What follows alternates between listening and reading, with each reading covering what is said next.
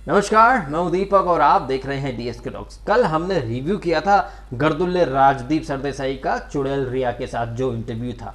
भाई इतना 2 घंटे का इंटरव्यू था, लेकिन उसने गर्दुल्ले ने एक बात नहीं पूछी। ऐसे तो बड़े गरीबों की माला जपता है कि गरीबों को सुविधा दो, ये दो। उसने ये नहीं पूछा कि 50 लाख का लोन ले रखा है और 17,000 की ईएमआई, ऐसी कौन सी स्कीम है। माना कि वो रिया है, बहुत कुछ कर सकती है, लेकिन वो फंडा तो पूछ ही लेता ना। ड्रग की बात आई तो फेयर इनफ बोल के इन्वेस्टिगेशन को दिक्कत पहुंचेगी, इसलिए ड्रग का तो कुछ पूछताछ ही नहीं की। ड्रग की कुछ नई चैटिंग भी रिवील हुई, लेकिन इन सारी चीज़ों से बढ़कर न्यूज़ नेशन नाम का एक चैनल है, उसने हॉस्पिटल के स्टाफ के साथ एक इंटरव्यू किया, जिसके बारे में बहुत ज़्यादा चर्चा नहीं हो रही। लेकिन उस इंटरव्यू में वो जो हॉस्पिटल का एक स्टाफ था, उसने कहा कि सुशांत की बॉडी पीली पड़ गई थी, उसके पैर की हड्डियाँ टूटी थी, उसके गले में और तलवे पर सुइयाँ घुसेड़ी गई थी, सुई घुसेड़ने के निशान थे, और वहां के डॉक्टर्स ने भी बोल दिया था कि यह मर्डर का मामला है। अब ये ताज्जुब की बात है कि इतना सनसनीखेज खुलासा, जहां हॉस्पिटल के डॉक्टर्स बोले कि यह मर्डर का मामला है, लेकिन इसके बारे में कहीं कोई चर्चा ही नहीं, कोई बात ही नहीं है। बात कैसे होगी? क्योंकि रिया फ्रेंडली मीडिया जो है वो तो भाई रिया को विक्टिमाइज दिखा रहा है?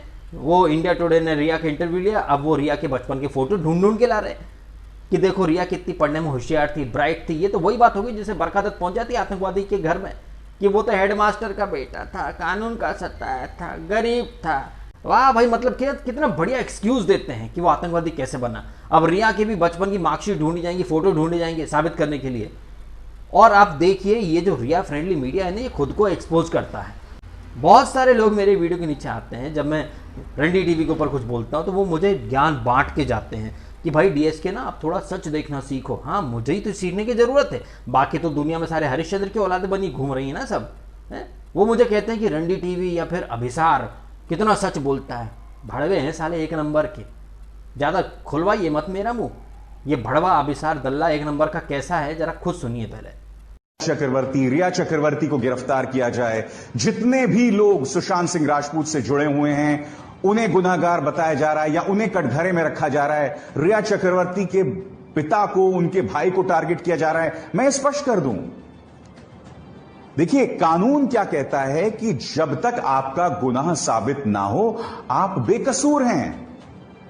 मगर यहां मीडिया ने इसके पूरे मायनों को ही बदल दिया है।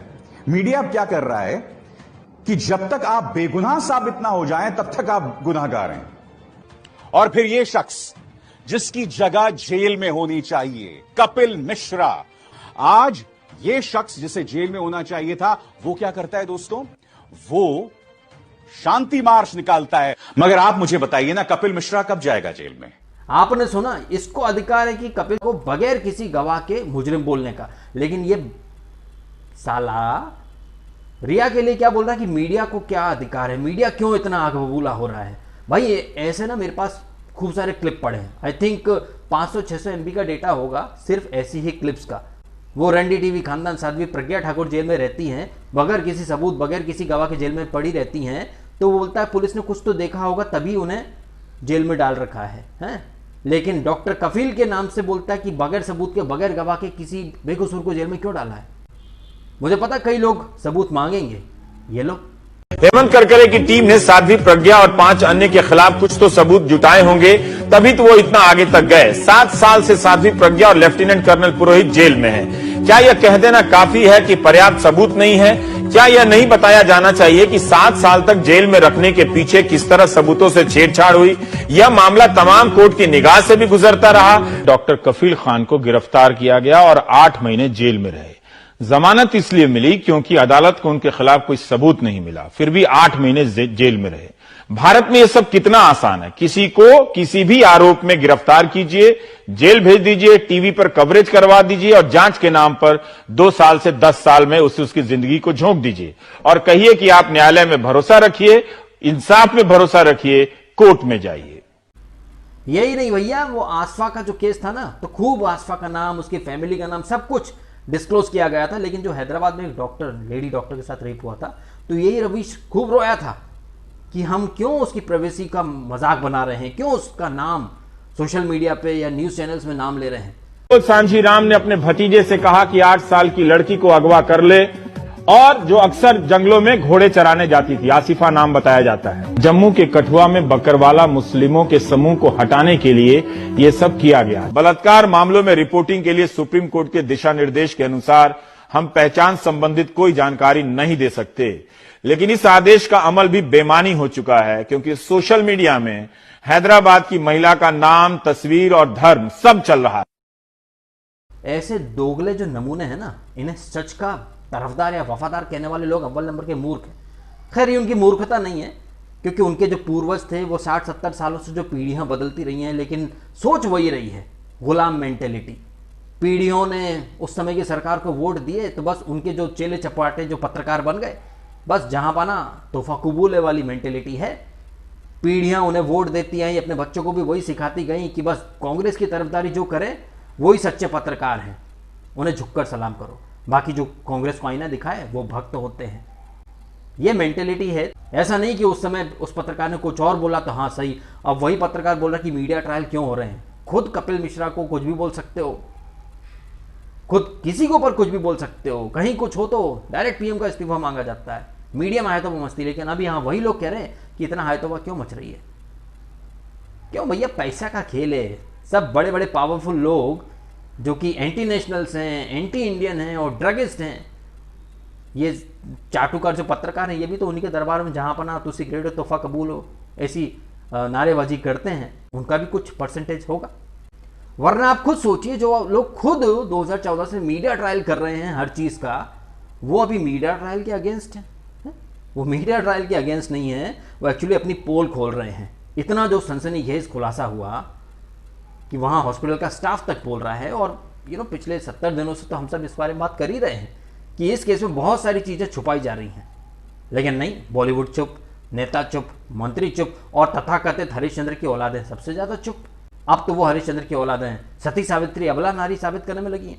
कल को तो ये दाऊद को भी बिठा लेंगे, जैसे वो विकास सिंह जी जो सुशांत की फैमिली के वकील हैं, उन्होंने बड़े अच्छे तरीके से आईना दिखाया। मैंने वो भी इंटरव्यू देखा जहां विकास सिंह जी ने आईना दिखाया था शम्स ताहिर खान और अंजना कश्यप दोनों को, कि कल को तो आप दाऊद को बिठा दोगे। और ये लोग यही करते हैं, ये लोग गलत आदमियों को जो अक्यूज हैं उन्हें बिठाएंगे, उन्हें ग्लोरीफाई करवाएंगे, उनके लिए सिंपैथी कार्ड खेलेंगे, खुद मीडिया ट्रायल रन करते रहेंगे हर एक इंसिडेंट के ऊपर। अब अगर रिपब्लिक, टाइम्स नाउ या कुछ और चैनल सच बाहर ला रहे हैं तो क्यों बंद करो, बंद करो, बंद करो। आप जरा इमेजिन कीजिए, सुशांत की लाइफ चूंकि पब्लिक में थी, उसकी बहुत सारे वीडियोस, तमाम सबूत हैं जो चीख चीख कर गवाही दे रहे हैं कि वो डिप्रेशन में नहीं था।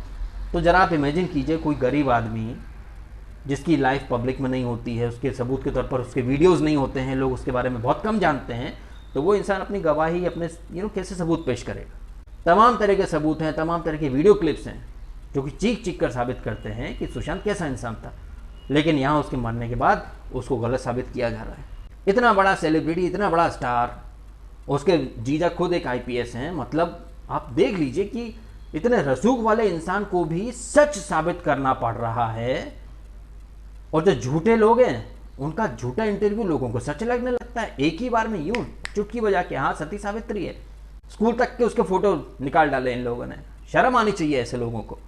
वो बड़वा राजदीप वहां बैठा रहा, उसने नहीं पूछा 50 लाख का लोन आपने ले लिया, कौन सा बैंक है जो 17,000 की ईएमआई लेता, बस उसने ये भी नहीं क्रॉस क्वेश्चन किया कि तेरे को 50 लाख का लोन भरना है जिसके लिए तू मरी जा रही है, कि हाय इमेज खराब हो गई, सुशांत के परिवार ने इमेज खराब कर दी, ईएमआई कैसे भरूंगी। तो अभी ना यहाँ मेरे मुंह से कुछ निकलता, उसने ये नहीं पूछा कि कम्मो तेरे पास ईएमआई भरने के पैसे नहीं तो वकील का आसमान से टपक क्या है तेरे पास है? बॉलीवुड में एक और गर्दुल्ली है, मिनीशा लंबा, फ्लॉट एक्ट्रेस। उसने केआरके के ट्वीट के जवाब में बोला था कि आप कैसे कह सकते हैं कि वो वकील को फी पे कर रही होगी, हो सकता है वो वकील खुद आया। वाह, सतीश माने शिंदे जैसा वकील खुद आया रिया के पास, क्यों? विजिबिलिटी हो, लोगों तक एक मैसेज जाए कि इतना बड़ा वकील फ्री में काम कर रहा है। वाह, मेरे लिए भी लगा दो उनको फ्री में फिर है? जितने लोग जिनको न्याय नहीं मिल रहा उन सबके लिए वो फ्री में काम कर लें, विजिबिलिटी ज्यादा होगी। मतलब ऐसे नमूने भरे पड़े हैं बॉलीवुड के अंदर, बगैर सोचे समझे गांजा फूक के कुछ भी बक देते हैं कि बताओ सतीश माने शिंदे जैसा वकील रिया चक्रवर्ती के लिए फ्री में काम कर रहा है। वाह, क्या बोला क्या जाए ऐसे नमूनों के बारे में। फिर गालियां निकलेंगी, फिर गाली निकलेंगी तो फिर हिंदुस्तानी भाव की तरह लोग मुद्दा साइड में रख देंगे, गाली पकड़ लेंगे और फिर वुमेन्स कमीशन नोटिस भेज देगा। कि औरत का अपमान कर दिया। भाई रिया, मनीषा लांबा या फिर इस टाइप की औरतें नहीं होती हैं, ये हत्यारिन होती हैं, डायने होती हैं, चुड़ैल होती हैं। बहुत सारे वर्ड्स थे, बोल सकता था लेकिन नहीं बोल रहा हूँ। क्यों भाई? वुमेन कमीशन का डंडा, पुरुष कमीशन की बहुत ज़रूरत है हमारे देश के अंदर। वुमेन कमीशन के नाम पर तो जो मर्डर करती है उनको भी सिंपैथी देने के लिए मुहिम चालू कर दी जाती है। ये देख लीजिए आप, रिया फ्रेंडली मीडिया किस कदर खुद को एक्सपोज कर रहा है, ये गर्दुल्ले लोग किस कदर खुद को एक्सपोज कर रहे हैं। कमेंट करें आप अपने ओपिनियन इस रिया फ्रेंडली मीडिया के बारे में और ये जो सनसनीखेज खुलासे हो रहे हैं इनके बारे में। वीडियो अच्छा लगा तो लाइक करें, कमेंट करें, शेयर करें और सब्सक्राइब भी करें डीएसके टॉक्स। अगर आपने नहीं किया तो। आपने समय निकाला, वीडियो देखा, आपका बहुत बहुत धन्यवाद।